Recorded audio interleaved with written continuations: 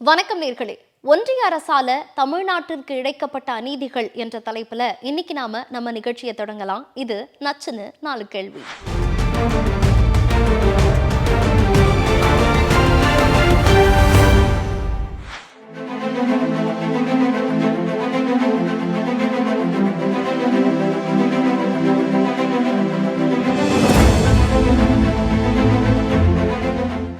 முதலாவதா தொகுதி மறுவரையறை.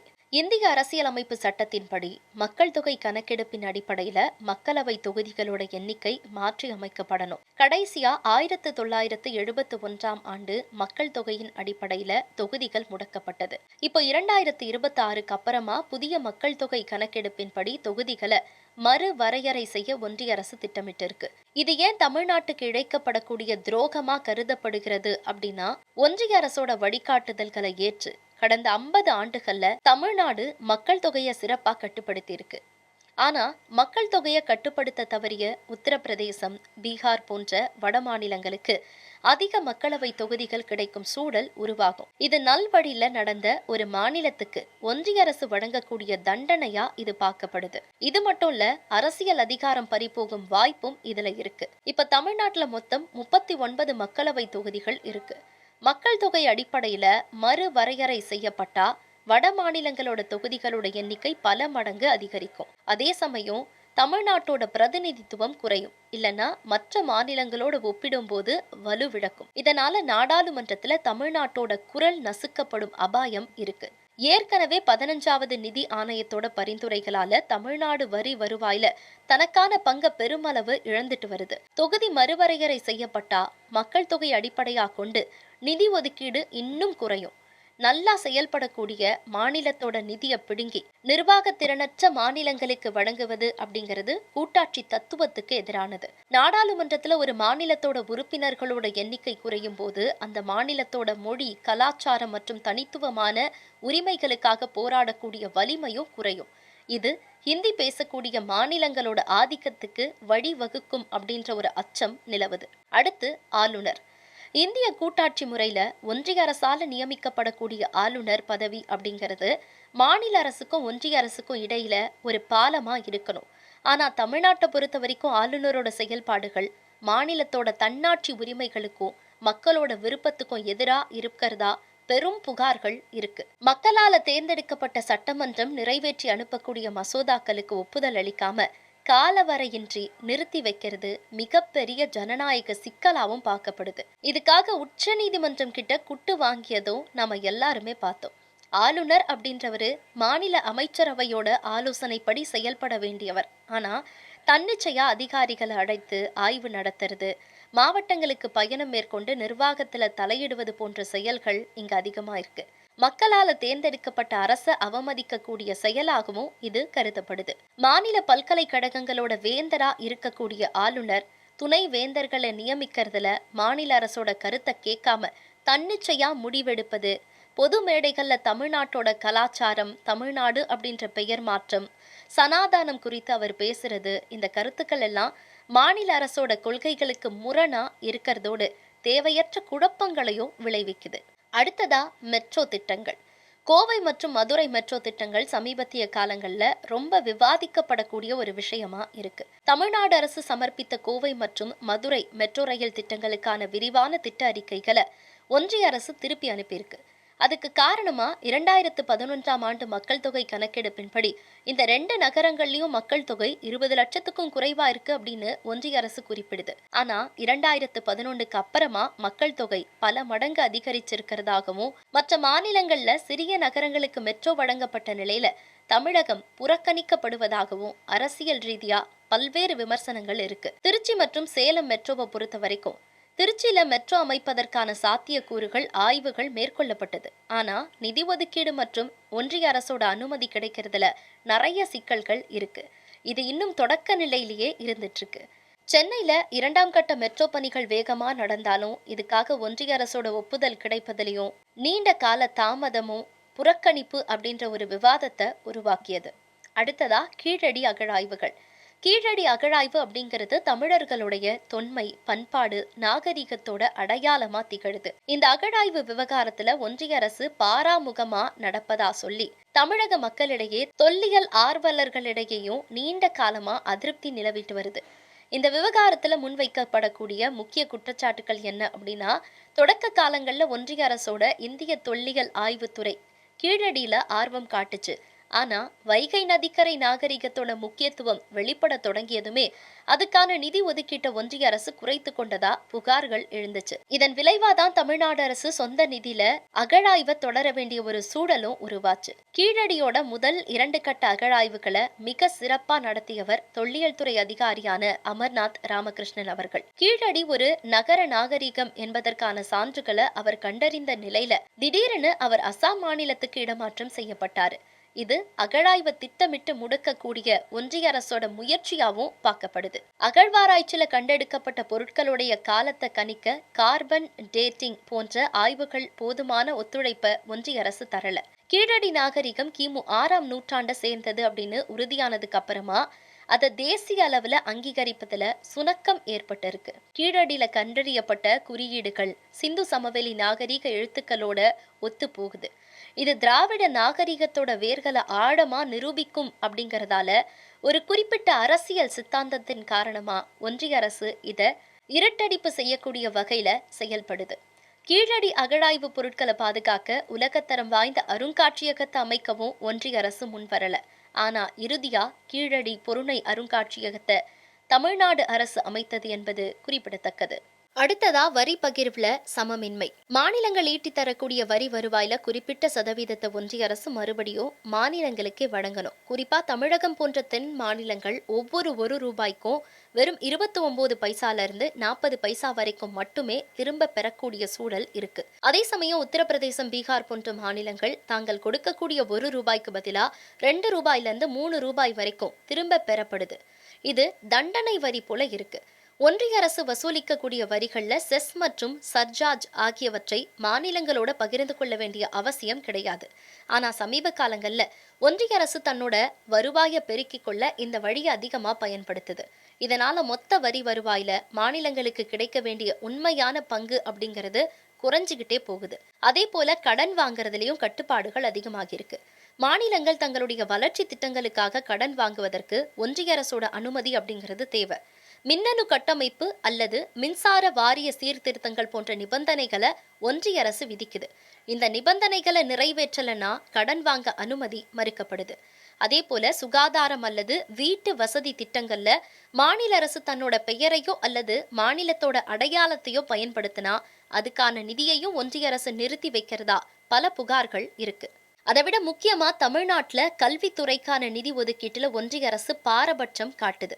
தமிழ்நாடு அரசு உச்சநீதிமன்றத்துல இது குறித்த வழக்கும் தொடர்ந்திருக்கு. இந்த விவகாரத்துல நிலவக்கூடிய முக்கிய பிரச்சனை என்னன்னா, அனைவருக்கும் கல்வி திட்டத்தின் கீழ் வழங்கப்பட வேண்டிய நிதியை ஒன்றிய அரசு நிறுத்தி வச்சிருக்கு. 2025-26 நிதியாண்டுக்கு தமிழ்நாட்டுக்கு ஒதுக்கப்படக்கூடிய ஒன்றிய அரசோட பங்கான 2152 கோடியில டிசம்பர் 2025 வரைக்கும் வெறும் 4% நிதி மட்டும்தான் விடுவிக்கப்பட்டதா தகவல் வெளியாகியிருக்கு. அதே போல புதிய கல்விக் கொள்கையை ஏற்பதா ஒப்புக்கொண்டு PM ஸ்ரீ பள்ளிகள் திட்டத்துல இணைந்தா மட்டும்தான் இந்த நிதி வழங்கப்படும் அப்படின்னு ஒன்றிய அரசு நிபந்தனைகளை விதித்திருக்கு. ஆனா தமிழ்நாடு நீண்ட காலமா பின்பற்றி வரக்கூடிய இருமொழி கொள்கைக்கு இது எதிரா இருக்கக்கூடிய சூழல்ல மறைமுகமா ஹிந்தி திணிக்கப்படும் அபாயமும் இதுல இருக்கு. இந்த திட்டத்துல சேர மாநில அரசு புரிந்துணர்வு ஒப்பந்தம் கையெழுத்திடாததால ஒட்டுமொத்த கல்வி நிதியையும் ஒன்றிய அரசு முடக்கியிருக்கு. அடுத்ததா தேசிய ஊரக வேலை உறுதி திட்டம். ஒன்றிய அரசு மகாத்மா காந்தி தேசிய ஊரக வேலை உறுதி திட்டத்துக்கு மாற்றா VBG ராம்ஜி அப்படிங்கிற புதிய திட்டத்தை கொண்டு வந்திருக்கு. மகாத்மா காந்தியோட பெயர் நீக்கப்பட்டதற்கு தமிழ்நாடு அரசு கடும் எதிர்ப்பும் தெரிவித்தது. பழைய திட்டத்துல மாநில அரசோட பங்கு என்பது குறைவா இருந்தது. ஆனா புதிய சட்டப்படி மாநில அரசுகள் 40% நிதியை ஏற்கணும் அப்படின்னு மாற்றப்பட்டிருக்கு. இது தமிழ்நாடு போன்ற மாநிலங்களுக்கு கூடுதல் நிதி சுமையை ஏற்படுத்தக்கூடும் அப்படின்னு முதல்வர் மு.க.ஸ்டாலின் அவர்கள் குற்றம் சாட்டி இந்த திட்டத்தோட பெயரை மாற்றாம மகாத்மா காந்தி பெயரிலேயே தொடரணும் அப்படின்னும் நிதி ஒதுக்கீடு அப்படிங்கிறது தேவைக்கு ஏற்ப வழங்கப்படணுமே தவிர ஒன்றிய அரசோட விருப்பத்துக்கு ஏற்ப இருக்கக்கூடாது அப்படின்னும் பழைய நிதி பகிர்வு முறையையே மறுபடியும் கொண்டு வரணும் அப்படின்னு சட்டமன்றத்துல தீர்மானமும் நிறைவேற்றப்பட்டிருக்கு. இப்படி இது மட்டும் இல்லாம மாநில சுயாட்சி பாதிப்பு, அதாவது மாநில அரசோட கலந்தாலோசிக்காம ஒன்றிய அரசோட திட்டங்களை தன்னிச்சையா திணிக்கிறது, கல்வி அதிகாரத்தை பறிக்கக்கூடிய வகையில மாநில பட்டியல்ல இருந்த கல்வி சிதைக்கக்கூடிய வகையில மருத்துவ கனவை முடக்கக்கூடிய நீட் தேர்வை கட்டாயமாக்குவது, ஈரோடு திருப்பூர் உள்ளிட்ட தமிழ்நாட்டோட ஜவுளி மண்டலங்களை புறக்கணிச்சு வட மாநிலங்களுக்கு சலுகைகளை வழங்குவது, தமிழ்நாட்டுக்கு வரவேண்டிய ஜிஎஸ்டி இழப்பீட்டுத் தொகையை தடுத்து நிறுத்தி நிதி நெருக்கடியை உருவாக்குறது, சென்னை உயர்நீதிமன்றத்துல தமிழ வழக்காடு மொழியாக்க தொடர்ந்து மறுப்பு தெரிவிக்கிறது, செம்மொழி தமிழுக்கு குறைவான நிதியையும் சமஸ்கிருதத்துக்கு 100 மடங்கு அதிக நிதியையும் ஒதுக்கி பாரபட்சம் காட்டி, ஆனா தமிழ்நாட்டுக்கு வரும்போதெல்லாம் தமிழ் மீது அதீத பற்று கொண்ட ஒருவரா பிரதமர் மோடி தன்னை காட்டிக்கொள்வது, தேசிய தொழில் வழித்தட திட்டங்கள்ல தமிழ்நாட்டோட முக்கிய பங்குகளை புறக்கணிக்கிறது, குடிநீர் திட்ட நிதியை 1.5 ஆண்டுகளா நிறுத்தி வச்சு முடக்கிறது, பேரிடர் காலங்கள்ல உரிய நிதியை வழங்காம சொற்ப அளவிலேயே வழங்குறது, காவிரி மேலாண்மை வாரியத்தை முறையா செயல்படுத்த விடாம விவசாயிகளோட வாழ்வாதாரத்தை சிதைக்கிறது, இலங்கை கடற்படையால் தாக்கப்படக்கூடிய தமிழக மீனவர்களுடைய பாதுகாப்பு மற்றும் வாழ்வாதார பிரச்சனைகளை முதலமைச்சர் மு.க.ஸ்டாலின் பல முறை கடிதம் எழுதியும் அதை தொடர்ந்து புறக்கணிக்கிறது. அதுக்கும் மேல 2015 அறிவிக்கப்பட்ட எய்ம்ஸ் மருத்துவமனை பணிகள் இன்னமும் தொடங்கப்படாம ஒற்றை செங்கல்லாகவே நிக்கிறது. இப்படி ஒன்றிய அரசால தமிழ்நாட்டுக்கு இழைக்கப்பட்டிருக்கக்கூடிய துரோகங்கள் கொஞ்ச நஞ்சமல்ல. இந்தியாவோட ஒருமைப்பாட்டுக்கு தேவை அப்படிங்கிறது ஒற்றுமையே தவிர ஒரே மாதிரி தன்மை கிடையாது அப்படிங்கறத பத்தி விளக்குகிறார் திமுகவை சேர்ந்த ராஜா தமிழ்மாறன் அவர்கள். வாங்க பார்க்கலாம். சுகாதாரம், கல்வி, தொழில் வளர்ச்சின்னு அனைத்து நிதி குறியீடுகள்லையுமே தமிழ்நாடு முன்னணியில இருந்தோம். ஒன்றிய அரசோட விருதுகளை தாண்டி நிதி ஒதுக்கீட்டுல மட்டும் ஏன் கடைசி வரிசையில வைக்கப்படுது? இது அவர்களுடைய வன்மத்தை தெளிவா காட்டுது. நம்முடைய அறம் சார்ந்த தமிழ் சமூகம் வளர்ச்சி பெறுவதை அவங்க விரும்புறதில்லை. அது மட்டுமல்ல, மாநில சுயாட்சி மத்தியில் கூட்டாட்சிங்கிற உயரிய ஒரு தத்துவத்தை தொடர்ந்து நம்ம வலியுறுத்திட்டு வரோம். அப்போ இதெல்லாம் கட்டுப்படுத்தணும் அப்படின்னு சொன்னால், இந்த குரல்கள் வரக்கூடாது அப்படின்னு சொன்னால், இந்த குரல் கொடுக்கின்ற மாநிலங்களை நசுக்கணுங்கிற நோக்கம் அவங்களுக்கு இருக்குது. அதுக்காக தான் இப்படிப்பட்ட ஒரு நிதிச்சுமையை நமக்கு கொடுக்குறாங்க. இப்போ இந்த நிதி ஒதுக்கலை அப்படின்னு சொன்னால் என்ன ஆகும்னு கேட்டிங்கன்னா, மாநிலத்தினுடைய வளர்ச்சி பாதிக்கப்படும். ஒரு பெரிய உதாரணமாக நான் சொல்ல விரும்புகிறேன். கல்விக்கு நம்முடைய சமகிரக சிக்ஷா அபியானில் அவங்க ஒதுக்க வேண்டிய நிதி 2500 கோடி ரூபாயை நம்மளுடைய ஒன்றிய அரசினுடைய கல்வித்துறை அமைச்சர் தர்மேந்திர பிரதான் அவர்கள் நிறுத்தி வச்சாங்க. தொடர்ந்து நம்மளுடைய பள்ளிக்கல்வித்துறை அமைச்சர் அண்ணன் அன்பில் மகேஷ் பொய்யாமொழி அவர்கள் பலமுறை சென்று சந்தித்தாங்க. நிறைவு கருத்தாக அவர் சொன்னது ஒன்று தான், ஒன்றிய அரசில் இருக்கக்கூடிய தேசிய கல்விக் கொள்கையை நீங்கள் ஒத்துக்கிட்டு கையெழுத்து போடுங்க, அடுத்த 10 நிமிஷத்தில் உங்களுக்கு பணத்தை ரிலீஸ் பண்ணிடுறேன் அப்படின்னு சொன்னார். அப்படி கையெழுத்து போட்டால் தான் அவங்க ஒத்துக்குவோம்னு சொன்னதுக்கு நம்முடைய முதலமைச்சர் அவர்கள் ஒரு பெரிய ஸ்டேட்மெண்ட்டை கடலூரில் நடந்த பெற்றோர் ஆசிரியர் கழகத்தினுடைய மாநாடில் சொன்னாங்க. 2000 கோடி அல்ல, நீங்கள் 10,000 கோடி ரூபாய் கொடுத்தா கூட எனக்கு வேண்டாம். எங்களுடைய தமிழ்நாட்டு மக்களை 2000 வருடங்கள் பின்னோக்கி நகர்த்துகின்ற உங்களுடைய தேசிய கல்விக் கொள்கை எங்களுக்கு வேண்டாம். அது அப்படிப்பட்ட ஒரு பிற்போக்குத்தனமான ஒரு கல்வி திட்டமாக இருக்குது, அதை எந்த காலத்திலையும் ஏற்றுக்க மாட்டோம்னு சொல்லிட்டு நம்மளுடைய தமிழ்நாட்டினுடைய புதிய கல்விக் கொள்கையை உருவாக்குவதற்கான முயற்சிகளில் நம்மளை ஈடுபடுத்தியிருக்காங்க நம்முடைய முதலமைச்சர் அவர்கள். அப்போ நம்முடைய முதலமைச்சர் அவர்கள் அந்த நிதியெல்லாம் ஈடுகட்டுவதற்கான ஆல்டர்னேட் முறைகள் எல்லாத்தையும் கையாண்டுகிட்டு இருக்காங்க. உதாரணத்துக்கு சொல்லணும்னு சொன்னால், இப்போ நம்மளுடைய தொழில்துறை பார்த்திங்கன்னு சொன்னால் ஜிடிபி 16.69% உயர்ந்திருக்கிறது. ஜிஎஸ்டிபி இன்னும் சரியாக சொல்லணும்னு சொன்னால், இந்த வளர்ச்சிங்கிறது மிகப்பெரிய வளர்ச்சி. தொடர்ந்து 12 வந்துச்சு, இப்போ 16.69ன்னு இருக்குது.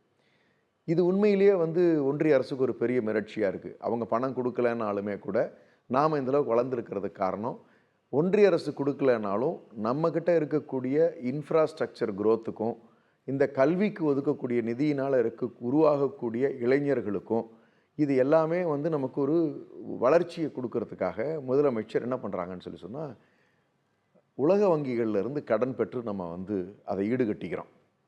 எல்லாம் கடன் வாங்கிட்டீங்கன்னு ஒரு பொய் குற்றச்சாட்டுகளை ஒரு தவறான ஒரு செயல்பாடு மாதிரி நம்ம மீது பரப்புவதற்கான முயற்சிகள் எடுக்கிறாங்க. அது அப்படி கிடையாது. அந்த கடனை வாங்கி நம்ம என்ன பண்ணுறோம்னு சொல்லி சொன்னால் நம்மளோட இன்ஃப்ராஸ்ட்ரக்சரை நம்ம வந்து உட்கட்டமைப்புகளை நம்ம வந்து உருவாக்கிக்கிறோம். அதனால தான் இன்றைக்கி வந்து தமிழ்நாடு வந்து எல்லா விதங்கள்லையுமே வந்து இவ்வளவு பெரிய வளர்ச்சியை வந்து பெற்றிருக்கு. தேசிய கல்விக் கொள்கை மற்றும் இந்தி திணிப்பு முயற்சிகள் தமிழ்நாட்டோட இருமொழி கொள்கைக்கு எப்படிப்பட்ட அச்சுறுத்தலை ஏற்படுத்தும் அப்படின்னு நினைக்கிறீங்க? அதாவது ஒரு 3 முக்கியமான புள்ளிகளை நான் சொல்லிடுறேன் நான். ஒன்று வந்து மும்மொழி கொள்கையில் அவங்க இன்சிஸ்ட் பண்ணாங்க. அதில் என்ன ஒரு சிறப்புன்னா, நம்ம ஹிந்தின்னு சொல்லிக்கிட்டு இருந்த காலத்தில் அப்போ நேரடியாக ஒரு காலத்தில் வந்து திணிப்பு ஏற்பட்டுச்சு. இப்போ நயவஞ்சகமான முறையில் வார்த்தை விளையாட்டுகளில் அவங்க அந்த ஃபார்மேஷன் பண்ணியிருந்தாங்க. அந்த 4th சாப்டரில் பார்த்தீங்கன்னு சொல்லி சொன்னால் 4.17, 4.18, 4.16 இந்த பாயிண்ட்ஸ் நீங்கள் எடுத்து பாருங்களேன். அதில் என்ன சொல்லுவாங்கன்னா, இந்தியாவில் இருக்கக்கூடிய பல்வேறு மொழிகளுக்கும் இணைப்பு மொழியாக இருக்கக்கூடிய சமஸ்கிருதம் பல்வேறு நிலைகளில் கற்றுத்தரப்படும்னு சொல்கிறாங்க. அப்படின்னா இந்த மும்மொழி மட்டுமே இல்லாமல் இதற்கு தொடர்பு மொழியாக சமஸ்கிருதத்தை கிட்டத்தட்ட கட்டாய பாடமாகவே சொல்லிட்டாங்க இல்லையா? அப்போ இது எவ்வளோ ஒரு ஒரு ஒரு நயவஞ்சகமான வார்த்தை விளையாட்டு. மும்மொழி கொள்கை சொல்கிறீங்க ஒரு பக்கம், இன்னொரு பக்கம் கிட்டத்தட்ட 4th language Sanskrit is a interlinking language for லாங்குவேஜஸ்ன்னு சொல்லி. ஆனால் உண்மையில் என்ன நடந்துச்சுன்னு சொல்லி சொன்னால், இந்த மொழிகளுக்குள்ளார சமஸ்கிருதம் வந்து புகுந்துக்குச்சு.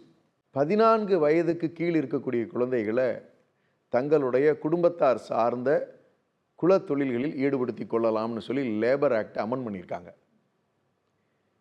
அப்போ இது எவ்வளோ பெரிய தப்பு. அப்போ அந்த குழந்தை படிக்கிறத விட அதை குலத்தொழிலுக்கு அனுப்புகின்ற ஒரு மறைமுக யுக்தி அல்ல, நேரடியான ஒரு திட்டமாக தானே இந்த தேசிய கல்விக் கொள்கை இருக்குது. அப்போ இதை தானே நாம் நேரடியாக எதிர்க்கிறோம். 8ஆம் வகுப்பில் எங்கள் குழந்தைங்க படிச்சிருட்டோம். இதான் முதலமைச்சர் சொல்கிறாங்க. நீங்கள் தயவு செஞ்சு படிச்சிருங்க மீதியை நான் பார்த்துக்கிறேங்கிறாரு. அப்போ இன்றைக்கி எல்லாருமே இன்றைக்கி வந்து படிச்சிருக்காங்க. இன்னொரு பெரிய உதாரணம், இது இம்ப்ளிமெண்ட் ஆன ஸ்டேட்ஸ் எப்படி இருக்குது அப்படின்னு நம்ம ஒரு கன்சிடரேஷன் வச்சுக்குவோமே.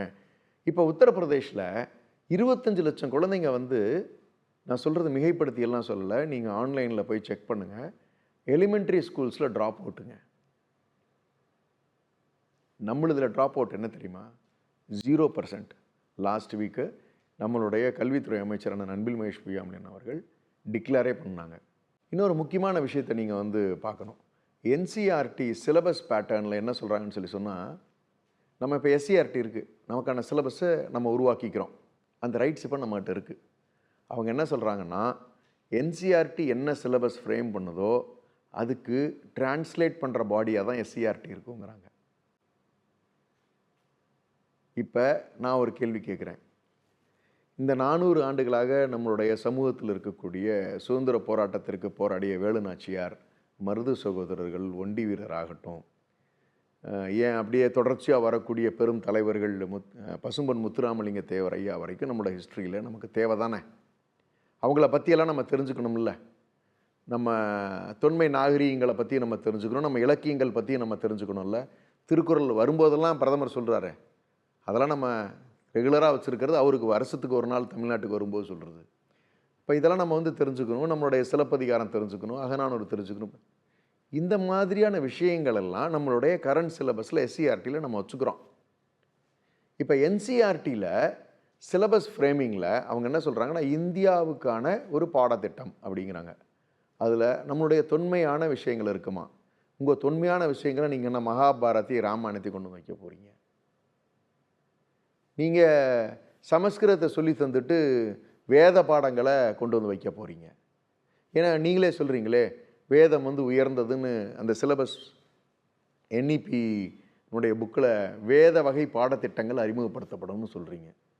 அப்போ எதெல்லாம் வேண்டாம்னு நம்ம தமிழ்நாட்டிலேருந்து நாம் ஒதுக்கணுமோ, எதெல்லாம் இந்த இனத்தினுடைய சீரழிவுக்கு காரணமாக இருந்துச்சோ, எதனால் தமிழர்கள் தங்களுடைய அடையாளங்களை இழந்து நிர்கதியாக நின்னமோ, அது எல்லாத்தையும் மீண்டும் புகுத்துவதற்கான பெரும் முயற்சியை நீங்கள் தேசிய கல்விக் கொள்கையில் வச்சுருந்தீங்களே.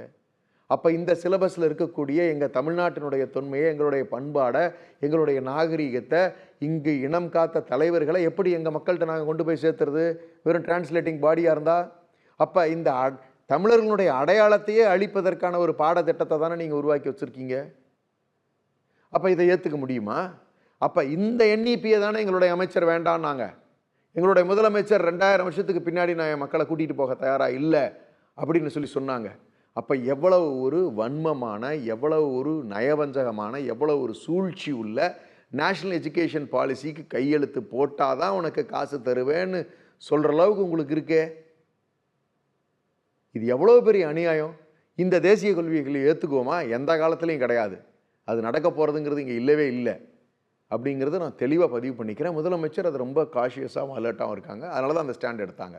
நீ 2500 கோடி இல்லை 10,000 கோடி கொடுத்தாலும் கையெழுத்து போட மாட்டேன் போயான்ட்டார். அவ்வளோதான். He knows how to handle it. அவரே அந்த நிதியை நீ கொடுத்துட்டார்ல, அதனால் என்ன டிபார்ட்மெண்ட் நிற்கிதா என்ன?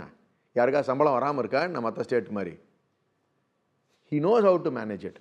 அதனால் தேசிய கல்விக் கொள்கையை எந்த காலத்துலேயும் நம்ம ஏற்றுக்க மாட்டோம். நமக்கான ஸ்டேட் எஜுகேஷன் பாலிசி ஃப்ரேமிங் போயிட்டுருக்கு. அதை டிக்ளேரும் பண்ணிட்டாங்க. அந்த நம்மளுடைய சிலபஸ் ஃபார்மேஷன் போயிட்டுருக்கு.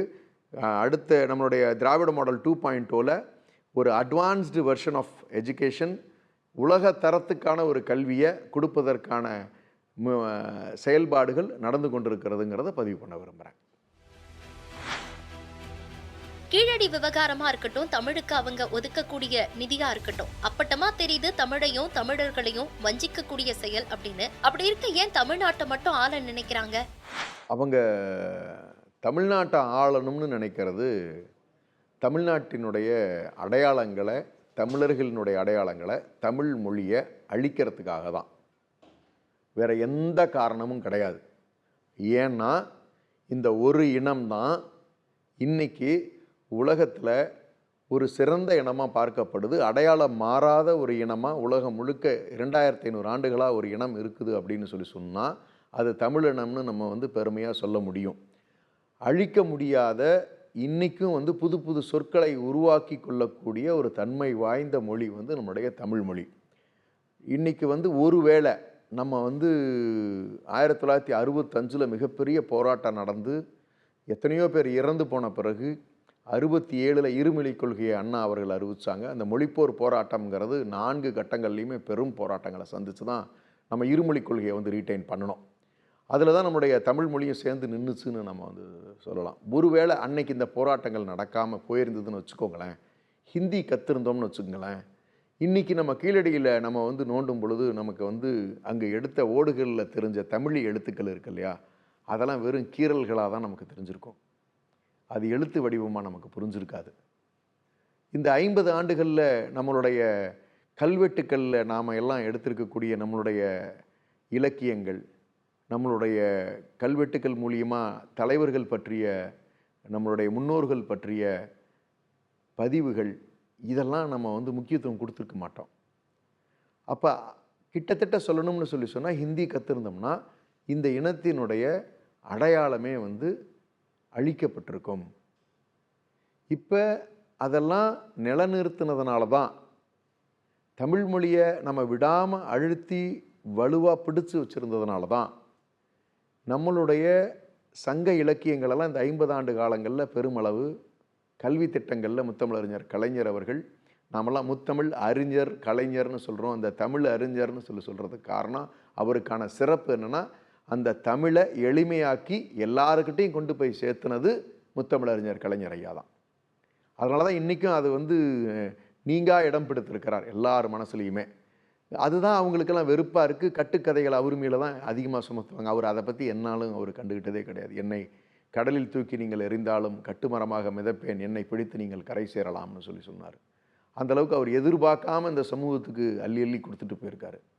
அப்போ இந்த மொழிங்கிறது எவ்வளவு முக்கியம் அப்படிங்கிறது நமக்கு தெரியுது. அவங்களுக்கு இந்த மொழி இருக்கிறது தான் பிரச்சனையாக தெரியுது. அப்போ இந்த மொழியை அழிப்பதற்கான முயற்சியை அவங்க செய்கிறாங்க. இந்தியா ஒரு வலுவான நாடா இருக்கணும் அப்படின்னா அதோட உறுப்புகளான மாநிலங்கள் வலுவா இருக்கணும். ஆனா பாஜக அரசு மாநிலங்களை பலவீனப்படுத்தக்கூடிய வகையில செயல்படுவது ஏன்? நாம இந்தியா உருவாகும் போது நம்ம என்ன சொன்னோம்னா பன்முகத்தன்மை தான் நம்மளுடைய பலம்னு சொன்னோம்.